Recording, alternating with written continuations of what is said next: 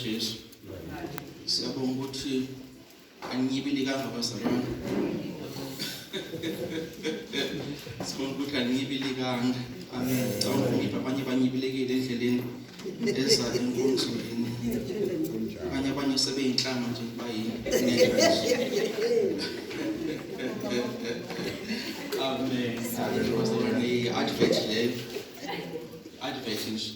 yes umuntu waye fundisa ekushumayeleni wayethi uba ukreke nje noba ijoke amen bathi mina ayokwenza manje baba wathi hayi udlulise nje advert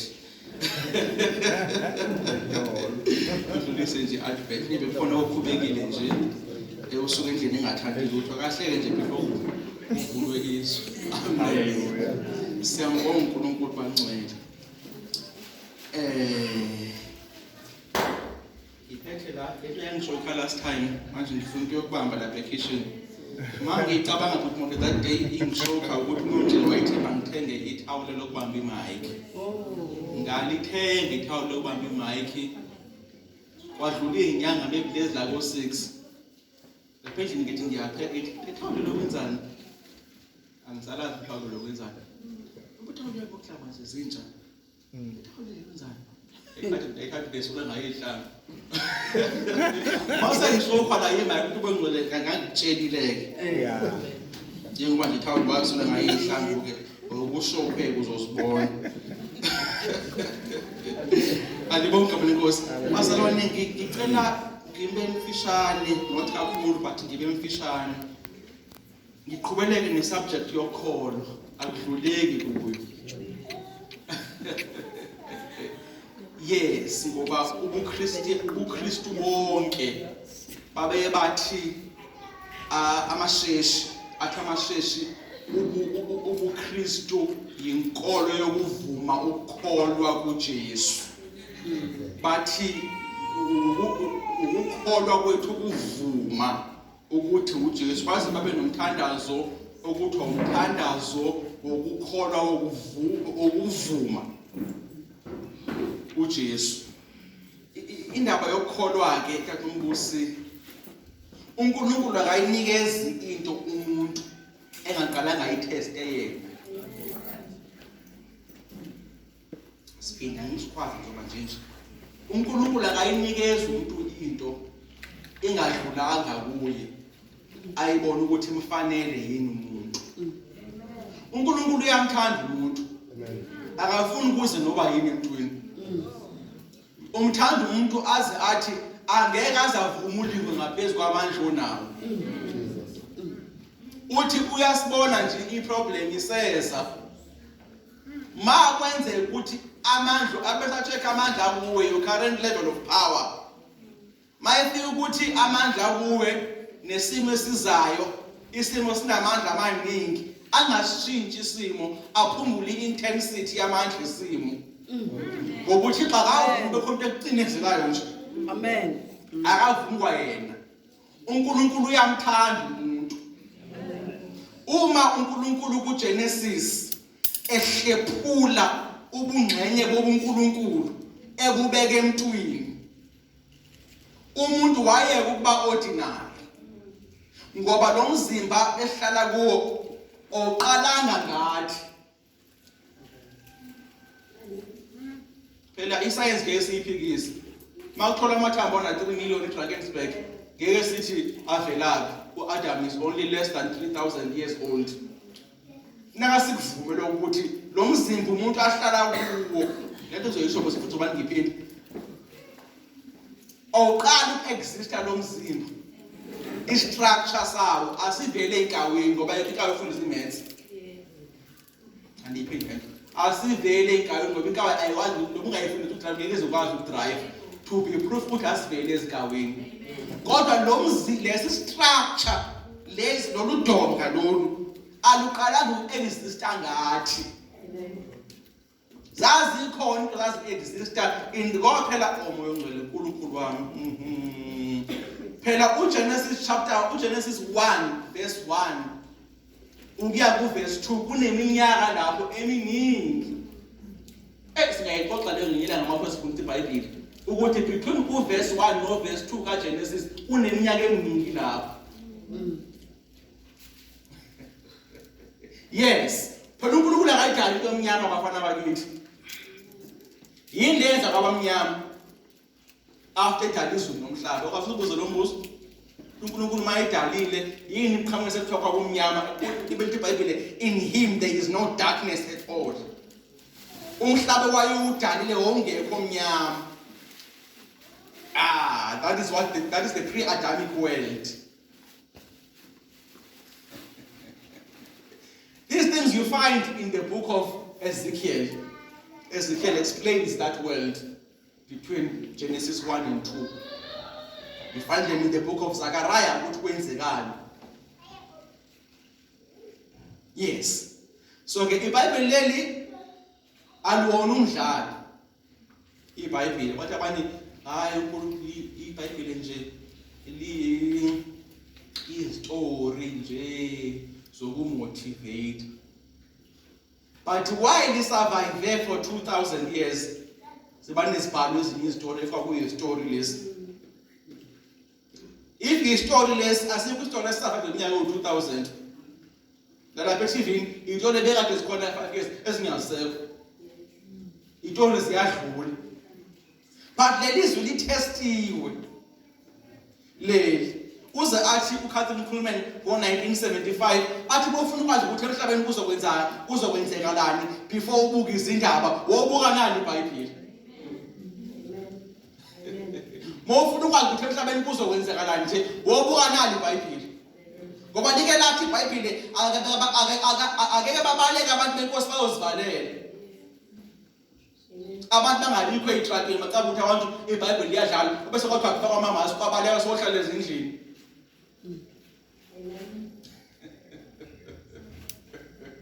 Sahlala ezindlini for how many months was it COVID? Leya level yayinzima kakhulu. It was not a year but kwavalwa ngoMarch ne kwavulwa around maybe June, July, May, somewhere there. But sahlala nje ezindlini. So but let's but we are free in this country.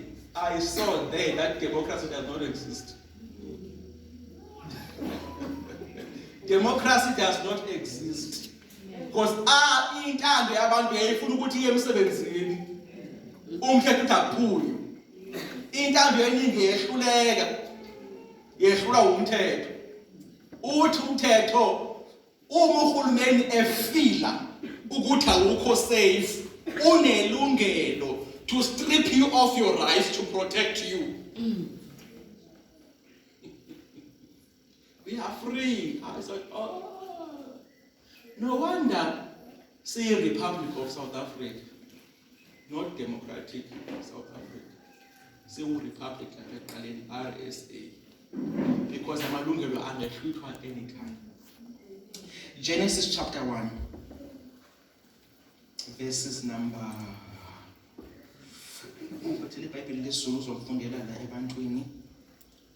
Verses number 11.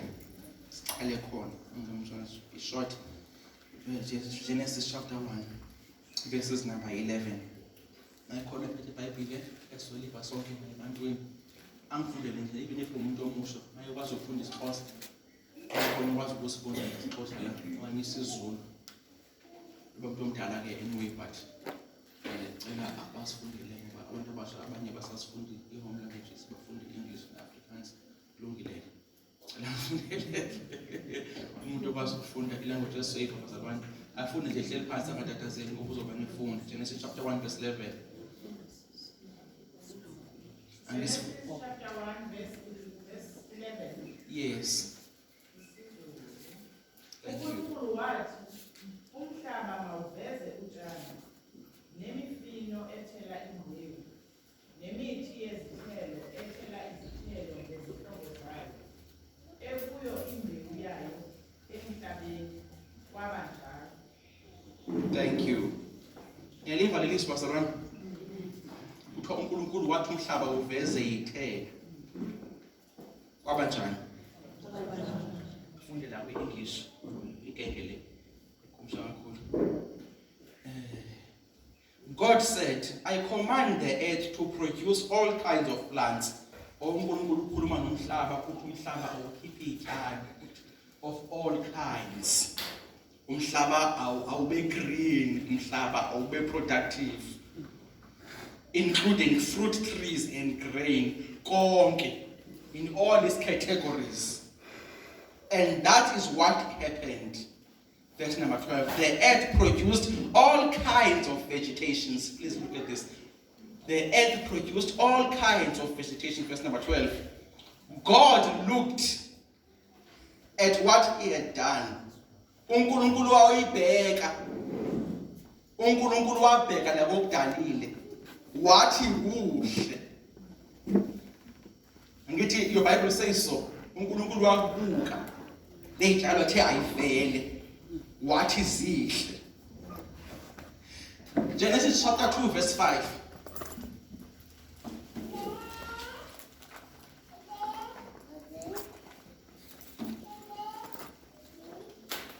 Afunde yakho kodwa iBhayibheli lesokuqala. Verse 5. Genesis chapter 2 verse 5. Yes.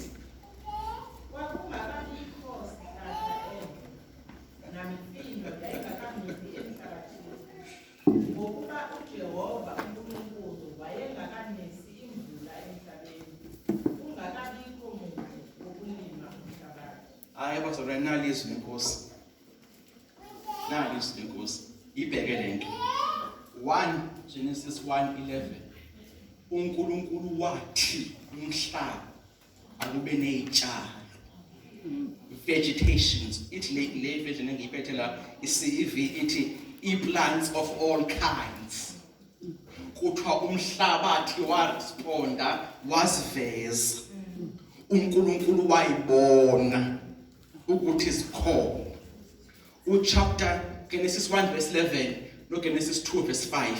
Genesis 2 verse 5 uthi imani bazalungalali. When God had made the heavens and the earth, there was no grass and plants growing anywhere.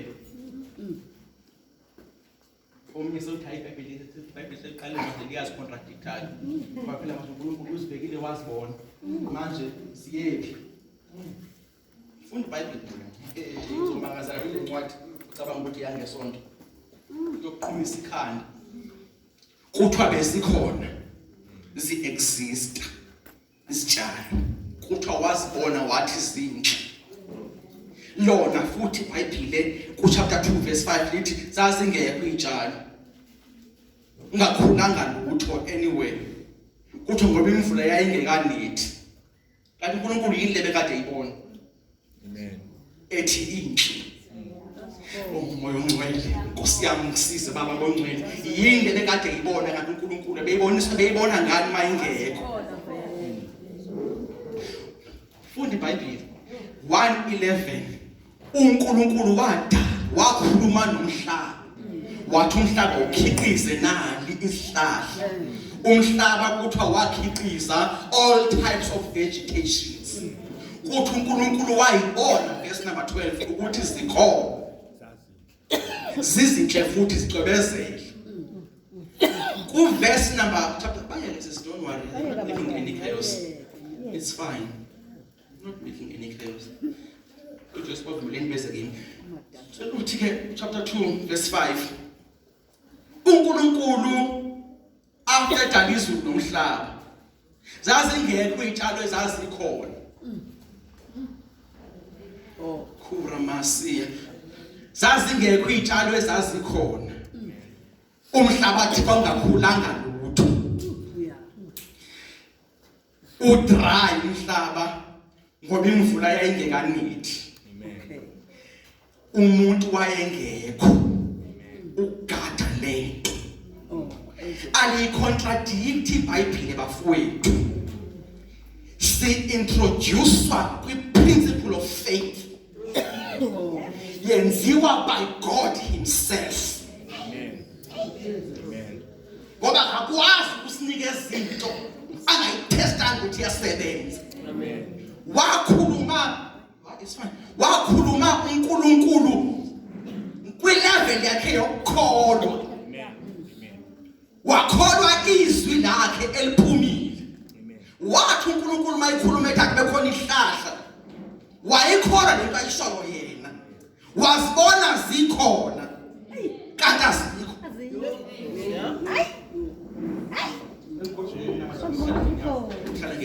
uNkulunkulu akakwazi ukusinikeza phuthumonde izwi lakhe engaliphrovanga kuye.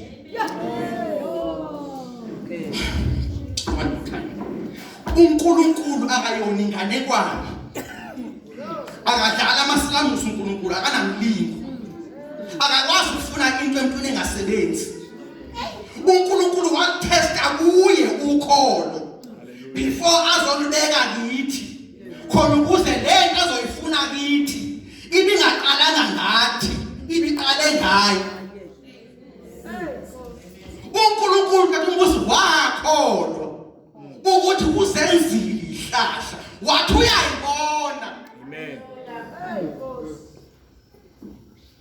Wathi zinhle zingekho, kodwa ngoba zikhona ekushweni kwakhe, noma mhlawumbe ungekazikhiphi ziya-exista,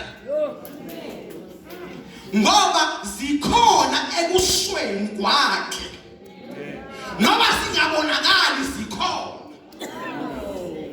ngoba lokusho kwakhe kuthwele i-ability yokukhipha lento athi ikhona. Ngongcwele uNkulunkulu wami, leli zwi lakhe ekuthiwa uliphakamise ukwedlula igama lakhe, walithesta ukuthi walithesta kuye before alizise kuthi, ngoba akakwazi ukusinikeza into naye angekho sure ukuthi ayisebenzi. Uma into ingasebenzanga, uNkulunkulu wami ongcwele, uma into ingasebenzanga ebekade ethi umuntu uyayikholelwa, akabuyele emuva ayobheka ukuthi ebekhona ngempela yini. Amen. Amen. Sike siwayeka amadimoni wenza i-revision yokuthi lelizwe ukuthi uyalikholwa. uNkulunkulu wami, siwayeke amadimoni. uJesu ufika kunengane egulayo la, bayithandazele abafundi, ayiphilanga ingane. Labafundi abaqala ukuthandazela nobaba abelengane ayilethe la, kanti ayikho ihistory yokuthi abafundi bayathandaza kuphila abantu. Nobaba uza la based ukuthi abafundi bebekhishwe bengama-groups, behambe bekhipha imimoya. Nobaba akezi la ezozama, uphethe i-evidence kuthiwe laba abafundi nabo bayakwazi ukukhipha njengomholi wabo. Lo baba uthi uJesu, sekudala bezama abafundi bakho. Uthi uJesu akanqomi amandla amadimoni, uthi kubafundi kuyoze kube nini ngihleli nani ningakholwa. Uma into ingenzeki, wobe ukholo lwakho. Amen. uJesu akashongo ukuthi hayi phela anazi ukuthi phela lezi nje sifuna thini. Nina ngicabanga ukuthi nizokwenzani. Lana kufuneka umpostoli ogcotshiwe onama-titles awu-7, senior apostle, archbishop, archdeacon. Uthi uJesu makefike efike entabeni, ufike kunekhoyo singalele phansi ukuthi what's happening here? Uthi baba, I brought my son to thy disciples that he might be healed. Uthi hayi akaphilanga. Yifu uJesu umangaliso ungenzekanga. uJesu uthi yini root cause? Uthi uJesu kuyoze kube nini kanti? Ngihleli nani ningakholwa. Yizwa uJesu ukuthi yini. uPetro ma ecwile emanzini kaNkosi ebekade ehambile, uJesu akasho ukuthi bePetro ucabanga ukuthi uwa, ucabanga ukuthi yinina? Ucabanga ukuthi uSathane uzama phezulu kwamanzi? Uthi uJesu, why did you doubt? Uthi liseyisebenza Petro lento. Bazalwane, uPetro waphuma emkhumbini uJesu ekude engambonanga, phela abambona ngabathi uma kuwena babona isithunzi siza Petro uma kuwena sikwazi ngokusho wena nje inkosi malanga la ekushweni wena sikwazi ngokusho kukhona into ekushweni kwakho lesho sikulandele angiboni kona inkosi ukubona umnyama nalwandle kodwa nginikeze into ezomqinisekisa ukuthi uwe give me the word uNkulunkulu asimboni ngemangaliso ukuthi uye siqinisekiswa yizwi noma ngenzanga lutho uma esilo uyena waphuma uPetro simgxeka kakhulu bengicela ukuzomdefenda bafowethu waphuma engambonanga uJesu waphuma bethu abanye isipoli lento kodwa yabe inkosi isho ebumnyameni ingavelanga yathi woza walibamba uPetro lelizwi wathi inkosi ayithanga into eyiningi ziyamthemelezo mude ithe come uPetro wagibela phezu kwakhama wagibela engaboni lutho wagibela phezu kwakhama maya emunyawo langa unyawo kulapha yakho uJesu akakamboni wahamba ama-meters ebalunguza baye emkhumbini ungathi ngababona oThomas Peter if nami bengiphumile Nkosi yami if nami bengiphumile kanti lento kanti isebenza ngempela wahamba ngifuna ukumdefend uPetro before simgxeka kakhulu wahamba kwafika isitha bakwethu ngicela usiza isiyenzekile ebhukuda kumangaliso egibela phezu kwakhe ukhama ebheke uJesu ehamba ebheke yena kuthiwa nimbhekile yena ongumqalisi nomphelelisi wokholo lwenu ningabhekanga izimo nibheke yena wahamba uPetro ebheke yena ehanjiswa ukhama amanzi engafrizanga abantwana bakithi phakathi mase eclose kanje noJesu moya ongcwele uNkulunkulu wami haleluya moya ongcwele uNkulunkulu kwenzeka into eyenzeke abantwana abaningi la leyo kuthi abuye noyena uPetro wabuyelwa uyena Sathana wayengekho lapha amadimoni wanikeza too much credit amadimoni ayengekho uPetro wabuyelwa uyena ne-experience yakhe aseyiphilile wathi mayelunguza manje ama-waves ephezu kwakhe ama-waves emthi wathi azibani ngenzani ngakhula ikaze yenzeke kwayilento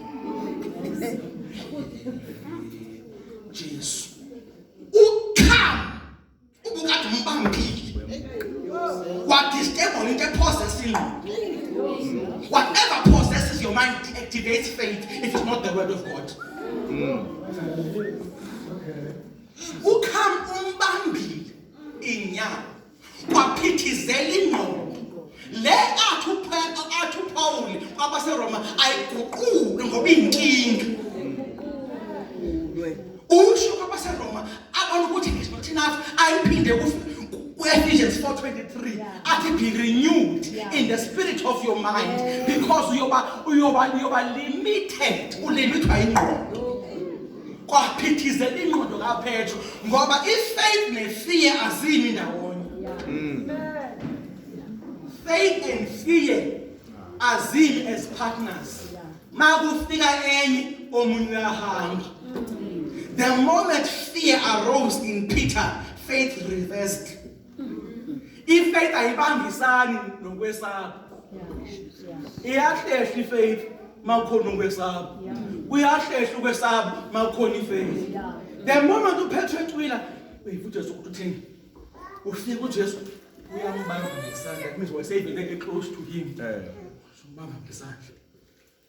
I want to defend Petro and uthi uJesu. Why did you doubt?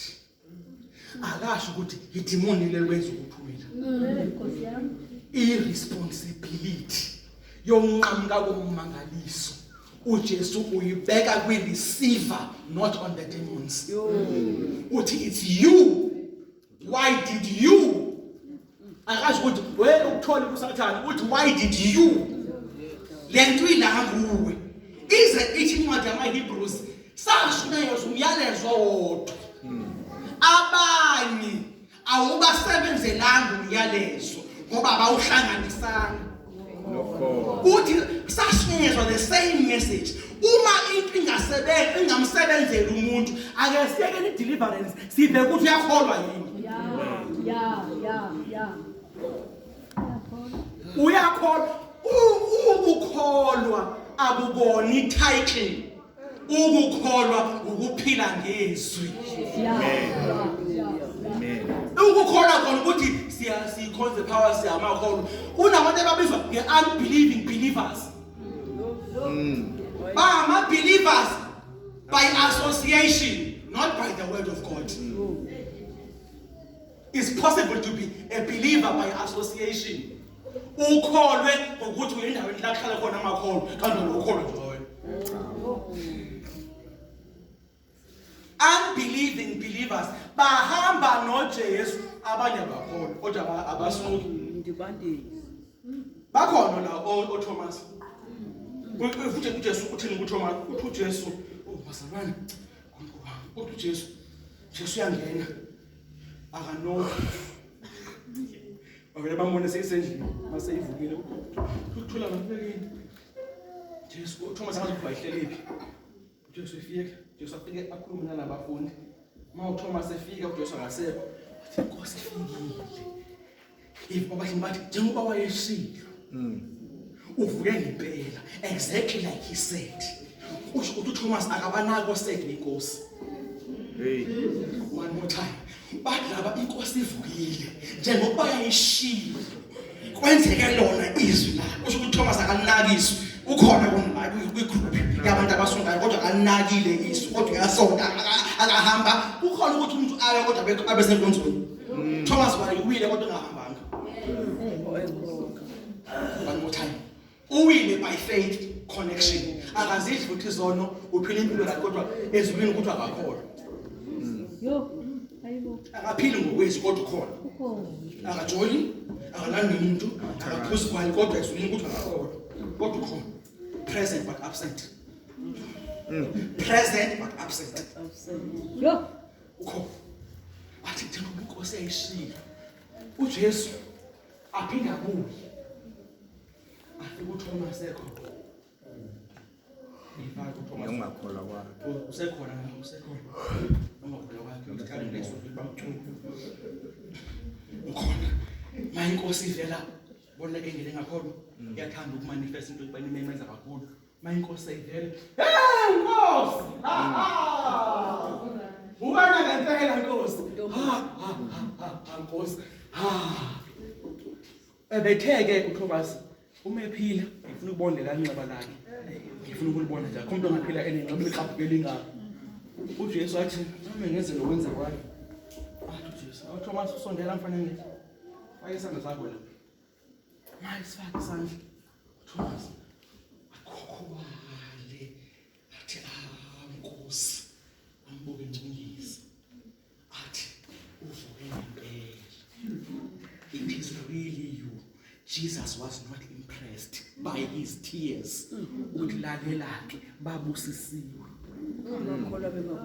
That means he's not blessed. Jesus. Umpostoli unesikhundla esikhulu esontweni. Ulahlekelwe yizwi. Akaphumanga esikhundleni sakhe sesonto. Ulahlekelwe ukukholwa ngoba akabanako sethi benkosi. Kuthiwa inkosi ivukile njengoba wayeshilo. Washo ukuthi ukusho kwakhe ukuthatha for granted kuyisimoni nje. Kuba nezitho vele lezinto. Sekwaba yizinto. Ukukhuluma kwethu. Uthi uJesu weThomas. Abona ke thina uchazela ukuthi yini blessing. uJesu uthi babusise bengicela abafana ababili bezela uthi babusise ubusise umuntu okholwe engabonanga. Manje mina ngifuna ukubona usami if ngikhona nje usami yazi umuntu wathi mina yazi ukuthi wena ubusise ukhulu phethu bona bakholwa uJesu bembona wena ukholwa ungambonanga. Manje ngicela show you something. Yeah. Lo mfana la. I need it. Ngifuna ngitshela ukuthi ubani othole kakhulu between these two boys. Lo ngizomnikeza isheke eka 2.5 million. Lo. This is sheke 2.5 million, don't mind. Lo omunye ngizoya kuye. Ngithi kusukela namhlanje noba yini obhekana nayo yobhawa phambi kwenyawo zakho. Yes. Kusukela namhlanje izitha zakho ziyoba uthuthu phambi kwakho. Noba yini oyenzayo yophumelela. Wena izifo zonke ziyoguqa phambi kwakho. Angeke ubuliswe lutho. Wena ubusisekile wena. Unobuyapi ubusisekile. Wena uyoba yisibusiso nakwisizukulwana sakho. Wena uyohluphila isibuze ehlweni isizukulwana sakho. Abese bahamba bafana bohlala phansi. Ubani othole kakhulu. Longa ni kwanga. Mama suka la kimi uyothenga imoto lo waya. Lo wabangana ukuthi bathi uyena into eyiningi. Imahandro khosina. Mama suka la kimi beya ezweni. Lithi izwe obusisekile umanelisi. Ukwazi yana lutho. Kodwa ezulwini ukwazi uyena ophethe into eyiningi. Ngoba lento ayiphethele ukuthi we iyofika nakuyizukulwane. Lo 2 million kalo. Kodwa bakithi mongcwele. Kodwa uma yena nobekade la engawanaki lamazwi. Uyohlupheka nawo ekhulume over his life. Kusho ukuthi uma eqhathanisa nomanelisi uzibona nothing. Akhohlwa masa wanikiwe. Befana usuke la yena. Wahamba ephinda lento esho kuye. Awukhosi yamongwe. Wahambe ephinda ntombusi ekhuluma la kuye. Nawu ngihlola la. Abafana amabili. uEsau omunye, uJacob omunye. uJacob untshontshe blessing kamfowabo. Utatakhe uIsaac angamnikezi isheke. Amnikeza amazwi uJacob. Athi bayakhothama bonke kuwe. Athi izizwe zonke ziyohlonipha igama lakho. Athi kuwe mfana wami la uyakhona uyokwanda uzuze konke. Waphuma uJacob ephethe isuitcase lakhe eshiya inkomo eziyifa. Waphuma ephethe isuitcase ethola amazwi phezu kwekhanda lakhe. Kayisi engaphathanga lutho kuyo. Umfowabo wafika inkomo zisele, imbuzi zisele. Wathi umfowabo kuyise, baba, wathi uyise uvelaphi? Sengimnike konke. Inkomo sesibayeni. Uthi kodwa sengimnike konke. Elaliswe ngilikhulumile. Lezi nkomo zonke lezo zibona la. zingaphakathi noma eyishiyile izwi engimnikeze lona likuqukethe konke uthi sengimnike konke umnike ngani uthi we uvelaphi uthi umfowenu uhambe ethwele ingcebo ize athu Isaiah 44 athi ingcebo kaJakobe uthi ingcebo kaJakobe iyowena kwaJuda iyowena kuthi Yesu uthi ingcebo the inheritance of Jacob will fall on Judah kodwa uJakobe uhambe eshiyile inkomo lithi iBhayibheli lami nelakho umfowabo waphumela phandle wakhala njengohlanga ekhaliswa ukuthi akalitholanga izwi uyitholile izinto that means in the realm of the spirit kungcono ukuthola izwi kunezinto ukhala ukhala umfana unezinto ukhaliswa ukuthi akanazo uze uthi kutatakhe tata asekho yini esinye isibusiso acela uphinde ukhuluma okunye ngoba thina siphila ngokukhuluma umuntu akaphili akasinkwa sodwa kodwa uphila nangawo amazwi abuye enkosini ngiyazibona kanti inkomo ngeke ngikwazi ukuphila ngazo acela umnikeze izwi uze baba angisakwazi ukulikhipha elinye sengilikhiphile kuJakobe wahambe uJakobe ehlupheka nezwi wayoba yi-servant kodwa serva ngcwele uNkulunkulu wami wahambe ekhothama kwaLabhani ehambe erojwa kodwa kusisiwe that because you are black akusho ukuthi ngeke urojwa warojwa uJakobe enezwi phezu kwekhanda lakhe just because unezwi akusho ukuthi ngeke abafana bagrobhe bahijack imoto yakho bakusustain izwi lokugcina ngoba ngayithatha imoto bakhuthuza imali bakugwaze kodwa izwi olitholile liyohamba lenza indlela uma uLabhani embona ukuthi lo mfana uyahanda khetho maha lo mfana uyahanda la igcekeni lami manje akagadi amagusha azala amawena aphinde kuloya manje ngikhiphe ukuthi akagadi inkukhu zizala amaqene egcwalini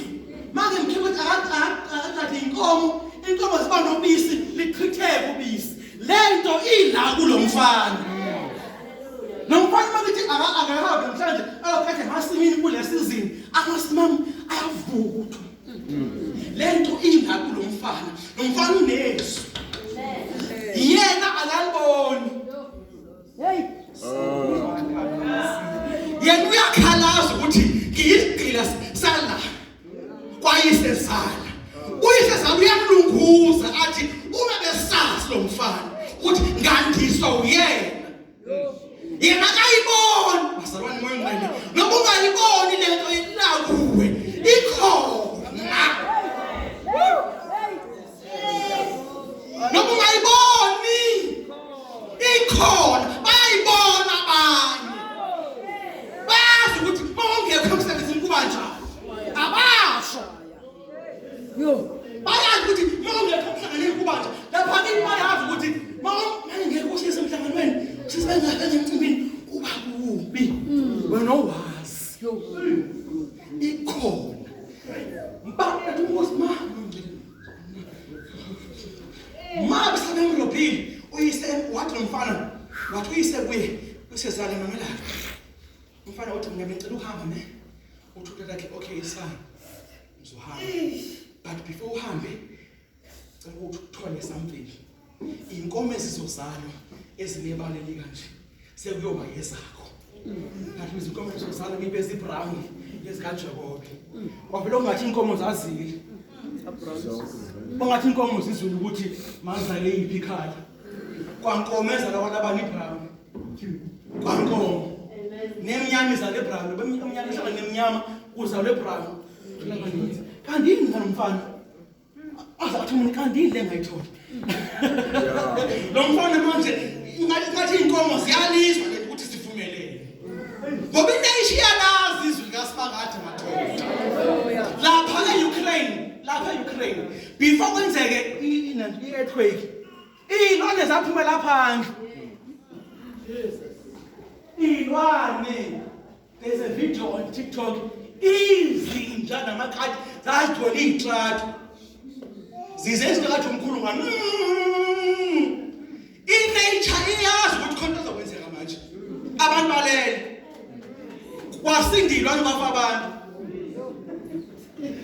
Go search this on TikTok. It's true. I saw the video. Amakati agcwele isitrato nezinja. Zeqeya ama-friends izinja zaba ngaphandle. But what happens to these dogs? No one about how to go. Izinja nazi zizala manje. Kwafa abantu. Kwasinda izinja. Ngihlala phansi manje. Lo baba emrobhile uJakobe. Wathi uJakobe, tata, zala kwami. Manje sothi nenkomo ezibhami zezakho. Uthi uyolela egceni lakho yakho mina ngafika ngini phara ngaphethe lutho. Wathi lo baba uyayazi imfuyo, lo baba uyifundele imfuyo, uyazi kahle imfuyo. Wathi kodwa tata, zala. Uma bekungenzeka kuzalwe ezinye inkomo ezinamanye amabala la egcekeni. Angekho la egcekeni. Ubunganika ngazona. God, that is impossible. Inkomo azikwazi ukuthi ngekho la egcekeni. But if you want to yenze emfanami uzonika. Wasuka uJakobe. Waya la inkomo siphuzela khona. Wafike wazuba i-pattern enga-exist la kwalabantu. uNkulunkulu wami wayizoba i-pattern engekho la kwalabantu. Wafika wayixhoma la inkomo siphuzela khona. Lithi iBhayibheli ngesikhathi siphuza inkomo zabuka le pattern. Ngesikhathi siphuza inkomo siphuza amanzi zabuka le pattern. Inkomo zabuka into ezothiwa umuntu onezwi phezu kwakhe. Kwa respond in nature. Kwa respond in nature. Ayikhulumi njalo, ayinankondo yangasikolweni nature kodwa i-respond into onezwi. Sayibuka inkomo le pattern. Sayibuka inkomo. Bane ziyibuka every day. Sakhulelwa inkomo. Oh moya ongcwele hayi Nkosi yami bakithi basalwane funa iBhayibheli bafowethu. Zamithi inkomo. Yakhulelwa. Wahamba inyanga uthola abantu ufuna lo. Ma sel inkomo zibeleka. Olaba ngasondela wathi angifuni uzozibonela. Ekweshulu umfana ethi uzokwenzana. Zabeleka inkomo iphathene enga-exist. Engekho na kwi-region. Ayikho na kwi-region. Ngoba ulaba ngayizothi hayi nebidibene nenkomo yakwathi bani. Basho ukuthi azikho kwade ekuhlaleni. Inkomo ezibili ezinamadayisi ezino-black and white. Phakathi amadayisi. Kwaphendula i-nature. Iphendula ekukholweni komfana. Wathi ulabani? Mfana, uNkulunkulu wakho lo. Ukilima ngakhehle nomuntu ungabiwa umntana. Lenze manje le. It's enough. Ngurobhe ngonkosikazi, ngurobha ngemfuyo, kodwa le uShixoxo yenze manje. Hayi suka. Yithi vele uhambe manje. Ngoba manje la kwami kulonyaka nje le. Inkomo zonke zinale pattern. And kwazi wonke umuntu ukuthi yezezakho. Manje before sande kakhulu. Please. Please. That means I will again be namathole phela kule season na next year. Kule simo esidalo wena ngokukhola kwakho. Cela ukuthathe le pattern yakho uyokhola le somewhere. Yeah. Wahamba uJakobe ephuma kwayise obezama ukumrobha. Waphuma enenkomo eziningi. More than lezo wayemrobhe kuzo. Kodwa waphuma kube ngenalutho enezwi. Waphuma kubo engenalutho. Ma ehlangana nomfowabo. Oh bazalwane. Uma ehlangana nomfowabo. Umfowabo uyazizwa inkomo. Emva kwaJakobe nomndeni wakhe. Kuphonga inkomo. Ziningi zixakile. Zedlula lezi wayeshiwe nazo yena. Uyambuza ukuthi uvelaphi. Wanda kangaka. Wathi uNkulunkulu ubaba wayemkhulumile wahamba nami. Wena wasala nezinto. Mina ngahamba nokusho. Lokusho engihamba nako ukona ukukhiqiza lezi zinto.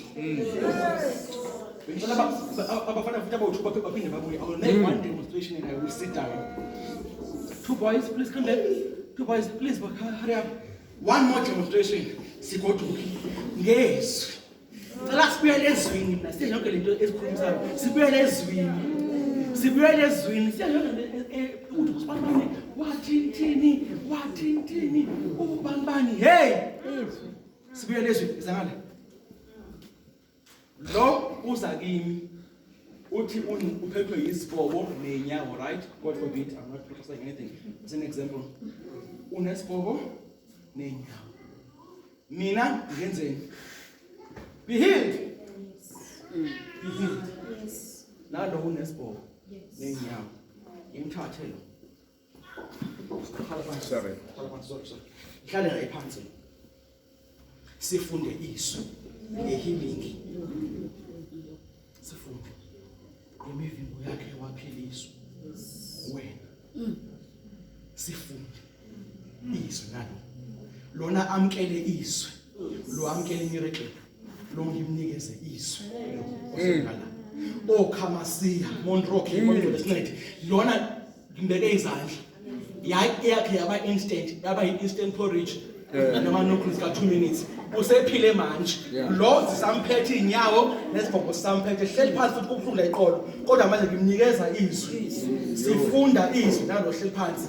Ngimnikeza izwi ngithi mina ke mamela ke mfana wami uthi ke uProverbs 4:20 nyana wami wanaka amazwi wami angasuke emehlweni akho uzindle futhi ngawo owayimpiliso kuwo futhi umzimba wakho ngithi mina umuntu ohamba nenkosi ubusekile ongahlala endlini yabagqi kodwa that meditates on the word of God uyafana nehlahla endaweni yomileyo uyothela komile ngithi mina wena nali izwi kuwe lona asuke eneza unohlala phansi lo unezwi isibhobo asabikho right nenyawo sebhlungu loya uphili uyaqhashula ubani phaka ophilile lo besele phansi lo engimnikeze izwi angimnikezanga umangaliso angimnikezanga ihealing ngimnikeza ihealth lo bohlena phansi lo mfana ongala umanelisi ngimnikeze imiracle ngambeka isandla akazi ukuthi ize kanjani mhla ephinde ekhulu uzokuyeze kimi ngoba mina nje angifuni umuntu onginikeza ama-miracles because uneza ndidepende kwenikeze izwi ndikwazi ukuzimela Zibulele ndinika izwi khona ukuze mhlawumbe uvuka esinye isifo futhi ndikwazi ukuzimela ungangibeki izandla ngincike kuwe ndingakheli kuwe uzoba ufada wami ngikhele kuwe papa say something papa hey ndinika izwi khona ukuze noma sekuthiwa ukhothane ufile ngiphile lo ungala othola amavesi wathola izwi uphethe ihealth ukuphila lo ngala uphethe miracles hlaza negula futhi uyokuyezela abanezolanda hey iy'mpoponi zamanzi namafutha zikwenza ubani ubuye ukhongozela uthi cela amanye futhi cela kodwa izwi likwenza uhambe ugcwele qhu uhambe ufeyisa zonke imeko ngezwe lilodwa uhambe ubusa ngezwe lilodwa ungahambani yokhini uthi uJesu mawuthole lamanzi ezwi ekuphinde wome athandazeni wangalasisa izwi lenkosi libe uthi Paul ngininikela kulo uthi liyakwazi ukunakha abosho ngcwele nayindaba yokukholwa nayindaba yokukholwa abosho ngcwele uyivusa ngamandla kithi sizwe lizwa ngako izwi lakho ukukholwa kuza kuze silizwile baba sifuna lona lodwa izwi lakho lingaxutshwanga nalutho sinike lona izwi siyohambe sibusa ngalo siyohambe sibhulisa ingonyama ngezwi lakho uma usinikeze izwi usinikeze wena uqobo lwakho baba siyaphakamisa izwi lakho silambele sifuna lona asifuni izindaba asifuni intotoni asifuni konke lento esicabanga ukuthi iyona silibona liphakeme izwi lakho ekseni uliphakamise wena waliphakamisa phezu kwa wonke amagama akho liphilile baba izwi lakho raphakashente linamandla ukuvusa ofileyo liyanikeza amandla othileyo liyalenza isayoni lijakudule liletha amanzi la komile khona linguwe uqobo izwi lakho ngalo uthula intaba ngalo uphumisa amakhulu ngalo izwi lakho uhamba ubululwane olomvu ngalo izwi lakho linguqobo liyamvusela phakathi ngamandla endleleni liyamphilisa ogulayo linguwe izwi lakho sinikeze lona lithwele wena khona ekuqaleni lalikhona izwi lakho lalikuwe linguwe konke kukhona kwavela ngalo likukhanya ebumnyameni likuphila enyameni yethu ulamahasiya likuphila izwi lakho likuphila izwi lakho liyavula la kuvale khona. Oh my God, my God.